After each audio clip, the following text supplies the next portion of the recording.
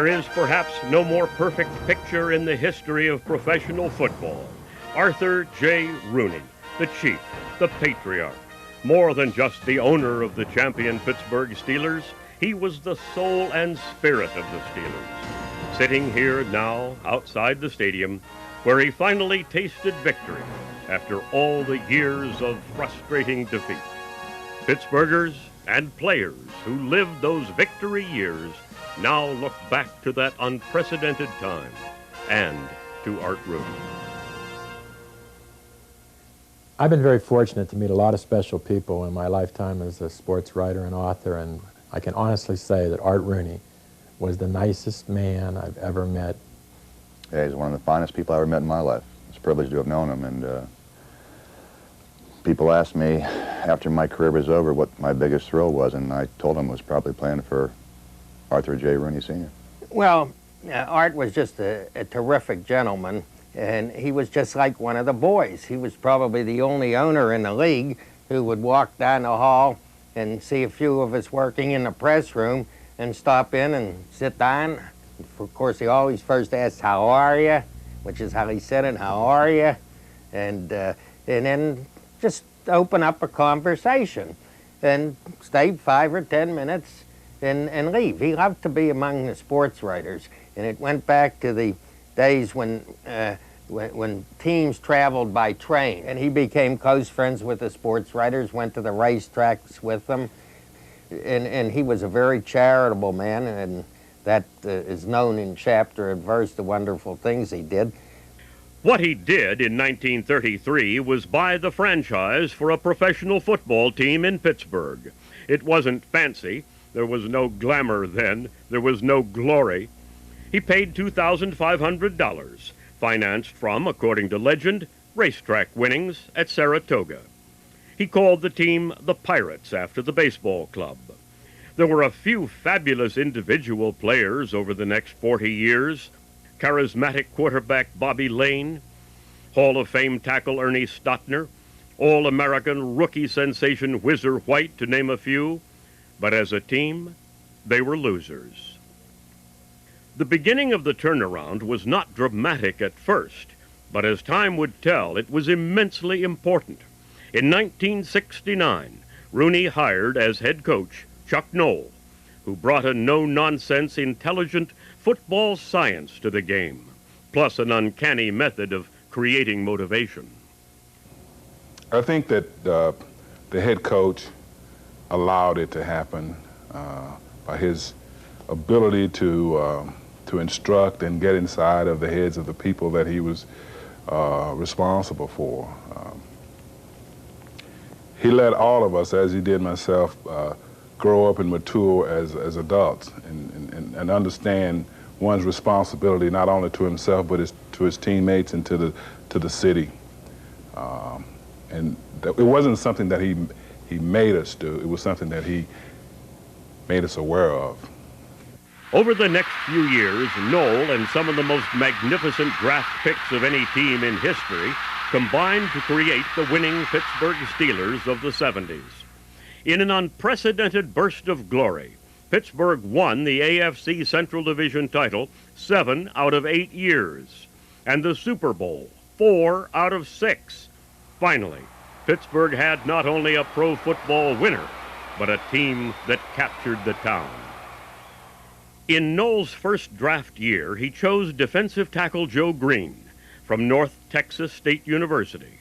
If the famed Pittsburgh defense was the steel curtain, Green was the solid rock upon which it stood. The best defensive player I ever saw was the guy I played with for my 12 years, and that's Joe Green.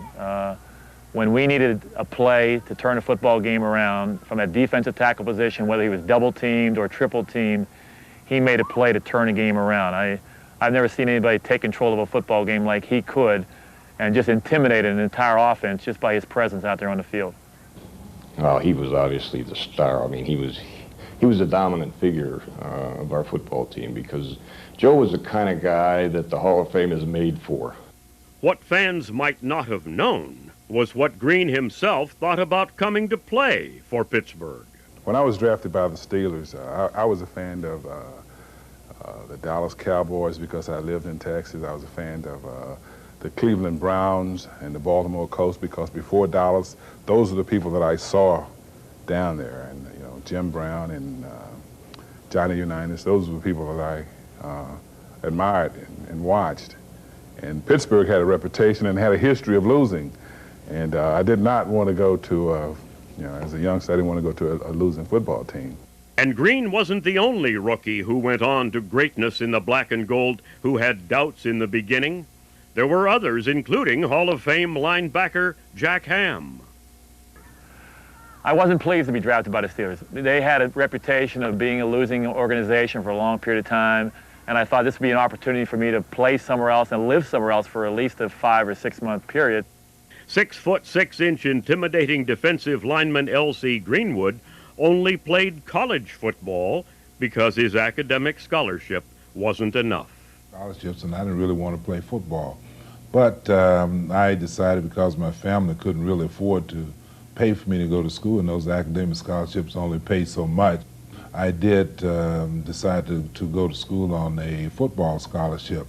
And it continued to happen like that. As I was in college, I just played football because I had, that was my scholarship, and I had to maintain the scholarship, and I've always wanted to do the best that I could do with whatever I was participating in. A football truism often quoted is, offense wins games, defense wins championships. The Pittsburgh Steelers were the proof. Look no further than this. 75 seasons, the history of the National Football League. The book's all-time defensive team choice is dominated by 5 Steelers: Joe Green, Jack Ham, Jack Lambert, Mel Blount, and Rod Woodson. And the rest of the Pittsburgh defense have their credentials on Pro Bowl rosters or in the Hall of Fame or both, along with the famous names of the potent Steeler offense, led by Terry Bradshaw, Lynn Swann, Rocky Blyer, John Stallworth, and Franco Harris. However, curiously, one Steeler offensive player was named to that particular all-time NFL team, the incomparable center, Mike Webster. Well, I was shocked. I didn't even know they were doing that before it was announced. Or I think I read it in the paper. Nobody told me about it, and I figured they must have chose 1,200 guys in order for me to get on the team. But you got to keep everything in perspective. I mean, there's so many great players that have played, and to be able to narrow it down to 43, 45, or whatever, you know, it makes you feel good. But at the same time, there are a tremendous amount of players that could have been on there. NFL Defensive Player of the Year in 1993, Rod Woodson came too late for the Super Bowl years, but was quickly judged one of the great ones. Well, the age I received, I think I was the youngest player on the team. At the time, I don't think I really understood that the honor that has been bestowed to me. And now, as the years go on and I think about it, I think even if we would go back to the Super Bowl and win it, whatever that case may be as a team, no honor would outdo this one. 6'3", quick and smooth and fast, Mel Blount defined the very term cornerback. Obviously, I'm very proud of and honored to have received whatever award or achievement that has come my way, but I'm also wise enough to know that all those things was made possible by other people, because after all, football is a team sport, and the people who helped get you there before you even got to that point. I mean, I'm very grateful for my family, my instructors, my teachers, my coaches, those people who helped make and mold me. I'm very thankful for that. And the achievements is something that you would like to share with everyone. And I have been lucky to play with a great group of men and people who had character.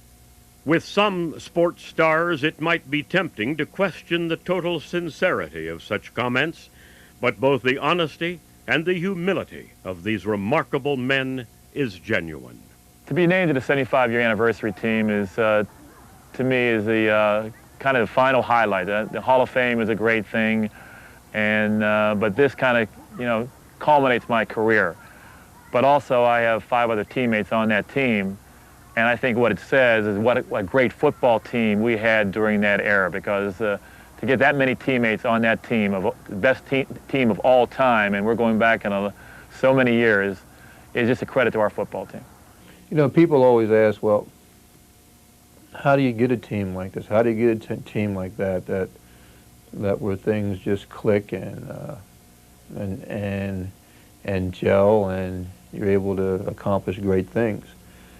And I really don't think there's any magic formula for it. I think more than anything, it's probably just fate or luck or whatever, that at a particular time in history, certain things came together. And that's how I look at the Pittsburgh Steelers, that, well, at this particular decade, these certain guys came together to form a great football team. Franco was the only player in the NFL voted to every Pro Bowl from 1972 to 1980. A running back in 4 Super Bowl victories, with his immaculate reception in his rookie year of 1972 in the AFC playoffs against the Oakland Raiders, the most memorable video replay for Steeler fans. There would be no Super Bowl that year, but the players, coaches, owners, and fans began to believe it was going to happen. They looked back to those magic times. I have to say 70, 71, I had the feeling that we had the makings of an excellent team, and we were putting them together. I think before, some of our players thought they were good enough. And it started to grow. We've got good people, as I said, good players. We were able to get weapons, which we didn't have. We built a sturdy defense and went from there. Middle linebacker Andy Russell was one of only a handful of players that Noel kept from the team he inherited in 1969. Well, I think even the people who have been given so much credit for drafting so wonderfully would have to admit there were some sleepers who turned out to be much better than they'd anticipated, and so there is always some good fortune in you don't want to confuse your IQ with your good luck, you know. And I think we got lucky, and some guys who probably weren't expected to make the team not only made the team but became all pro. So, you know, that's extraordinary, and those kinds of things happen. They called him Mad Dog, but Dwight White was a powerful and very smart player in the middle of that front 4. You also had some very strong personality people. You had the Ernie Holmes, the Jack Lamberts, the Joe Greens. I guess all those people on defense, by the way. But I mean, people that were very assertive. You know, very highly strung people. So I mean, it was very unique chemistry. But you know, I always gave Chuck Noll very high marks for being able to keep all those personalities from clashing, or kept the clashes down to a minimum. And above all, kept everybody on the same page and focused. There were good athletes, guys that desires to win. Guys, you know, the guys on our team played unlike some of the guys now. They play with injuries. You know, I can remember times coming off a whole week where I couldn't even practice because I was on a crutch all week, or couldn't walk or something. And on Sunday, you know, when the whistle blew, it was time to go, and that's the kind of attitude the guys on our team had. It was an attitude on defense that spelled trouble for every other team in the National Football League. The famed front 4 of the famed Steel Curtain, with nicknames to match: Joe Green, Mean Joe; L.C. Greenwood, Hollywood Bags; Dwight White, Mad Dog; and Ernie Holmes, usually called Fats. It can be argued that there was indeed a special, different something that set the Steelers apart from other teams. It's hard to measure or define or prove, but they believed it then and now. The prime motivation was to be the best. I mean, we took great pride in our in individually being the best, and collectively as a team being the best. When I came to Pittsburgh in 1971, I actually heard people you know, referred to the Steelers as the same old Steelers because they had not had such a good record up to that point, obviously. And, you know, we all took issue with that. I mean, don't lump us in with all those guys and teams from, you know, that preceded us. It was about accomplishment and absolutely being the best and that individual pride in knowing that you were the best and were able to accomplish that. Those guys were, and still is today, as close as we were when we played. They're like family. We all grew together. We learned from one another. And I think that the thing that's so special about that relationship is that it went beyond the playing field. I think it was a special time for Pittsburgh sports. I think we had a lot of characters. It's almost comical to look back and look at how we dressed back then and go through some of the profiles and memories of 20-some years ago. It was very special. Winning makes for good friendships and a strong bonding, and it worked very, very well. Definitely, like, you know, coaches have an influence on different things, but I look that team leaders are the people that really set the tone.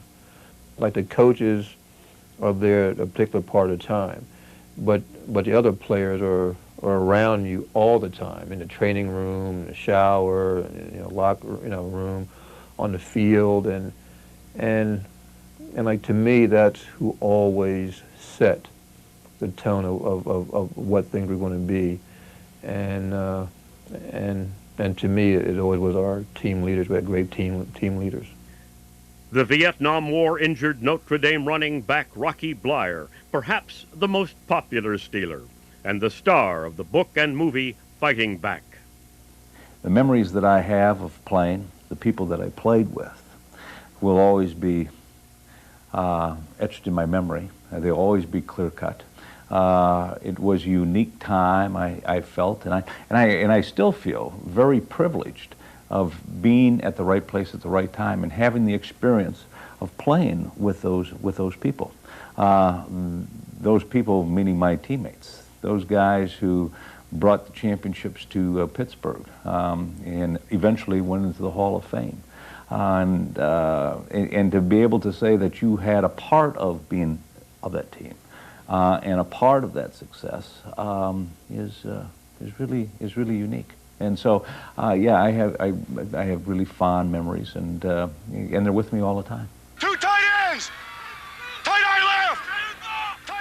All the Steelers wore black and gold. However, all of them did not have identical views of head coach Chuck Noll. Well, I always like to say I played 11 years for the Steelers, and Chuck said about 11 words to me in 11 years, which was fine with me.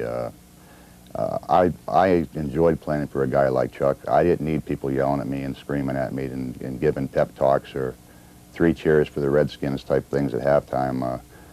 I was a professional, and when I came to the stadium, I was ready to play. And he gave no big halftime speeches or anything. He said, hey, you know, we're not playing well, let's get out there and pick it up a little bit. Well, I think every player that played for Chuck, I think he kind of kept all of us at arm's length. But I think the one thing that we can say about him, that he was consistent, he was fair, and he was the kind of guy who got you ready to win. I see him differently. I see him in a much bigger role than what it really was at the time when we were playing. A much more impactful role. I didn't really appreciate Chuck Noll and his contribution at that time, as I do now when you're looking back over over the lessons that you learned and that he taught you, and the importance of the game. But he was very distant at times, and he was very cold, and that was part of his personality. But he had set a standard early, and he had continued throughout the years that he coached. You know, Chuck Noll has gotten some criticism over the years that we had so much talent, there was no question we win Super Bowls, but there are 4 or 5 quality teams each year who can end up winning a Super Bowl. The reason we were able to win 4 and 2 back-to-back is because of Chuck Noll. Noll obviously knew it required a fine balance of discipline, teaching, and motivation, and it had to vary with each man to get the best. Well, you know, one of the things that I learned very early on in coaching is you can't say, you know, this is the way I want it done. You know, there's a certain amount of sales that's involved. And you say, let's try it this way.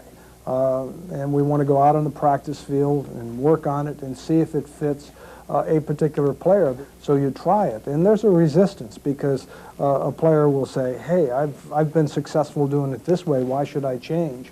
And that has to work out. And work it out is what he did year after year. Winning teams attract fans and create excitement. The Steelers created a brand of football mania that set a new level, and it came at just the right time. We needed the Steelers. Things were going badly for a lot of Pittsburghers. The mills were closing down. We weren't the Steel City anymore. We were unsure of ourselves. And when the Steelers became so successful, Pittsburghers, Western Pennsylvanians, all of us, we were all thumping our chest and telling the world that, hey, we live in the city of champions. A television reporter, just new to the area at that time, sensed it immediately. I was sort of bowled over by it. The very first day I walked into WTAE television for a job interview, and I walked into the news director's office, and all of these people just poured into the office, patting each other on the back on something they just covered that involved the Steelers win. And they were getting ready to cover another, I think, citywide event celebrating their 4th Super Bowl. And I remember feeling a little left out and also intimidated because this was the 11th largest market. This was big-time television, and they had a Super Bowl. My rookie year is when so many things happened. Went all the way to the championship game, but also I'm not sure how it was with the fans before, but my rookie year, it was incredible. I think very few cities could have tasted the taste that this region obtained from the 1970s Steeler teams. Because, to begin with, football has deep roots in Western Pennsylvania, northern West Virginia, eastern Ohio, that whole tri-state area.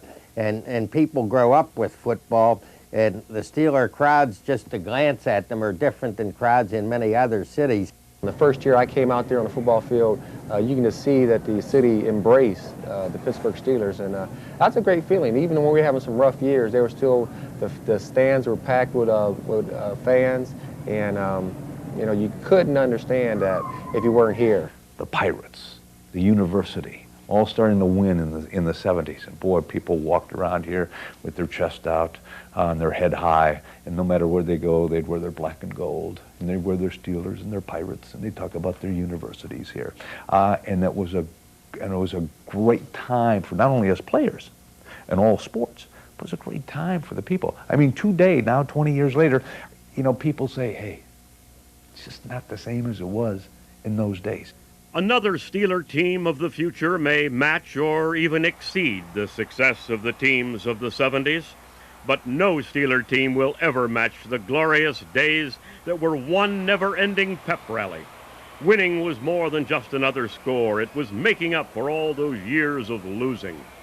It was seeing Pittsburgh glimmer and shine on Monday Night Football, having Howard Cosell remind the nation that Pittsburgh was the city of champions. Tailgate fun in the parking lots, the terrible towel, and for the players, not only are most of the memories just as sweet, but their lives now have been profoundly affected. It's a very unique experience to have played in the 70s here and still live in this town. As I said earlier, I mean, the fact that we played here has enhanced all of our lives tremendously. I have no regrets at all. You try to do your best. You do what you think is right. There aren't too many professions that you can get into that you can say, I did what I thought was right. And I had that freedom, I guess you'd say, that pleasure, because it was a pleasure. Make your decisions and live with them. And that's what made it a good thing. And the fact that it turned out pretty well makes it even better. This community is very open to ex-Steelers, and I had advantages, and I think that I never abused those advantages, but it was a fortunate situation, and I think that football is and it still is a huge part of who I am, and it helped me be successful in business. I'm right where I want to be. I have 125 acres of land here, and I've got a couple of nice lakes to fish in and a place to hunt, and I've got a beautiful wife and 4 beautiful, healthy kids, thank God, and I've really been blessed my whole life. If I could start my life all over again, I'd do it again. I'd be a professional football player. Like I said, it was a dream come true for me, and I don't think anyone ever played the game that enjoyed it as much as I did. I love everybody in Pittsburgh. I love every fan. I love every person out there. Every time I got a chance, I try to make it my business to show them my appreciation for them coming to the game, for them rooting us on. And that's everybody from Swickley to Monroeville to Zillionopa. This whole entire area, I really love the fans. They was my heart. I loved to play ball for them. It was a love affair for both sides, fans and players, and for Pittsburgh. The years have slipped by, but the memories will never lose their luster. They shine as brightly as the 4 silver footballs enshrined at Three Rivers Stadium. Thanks, Art. It was fun.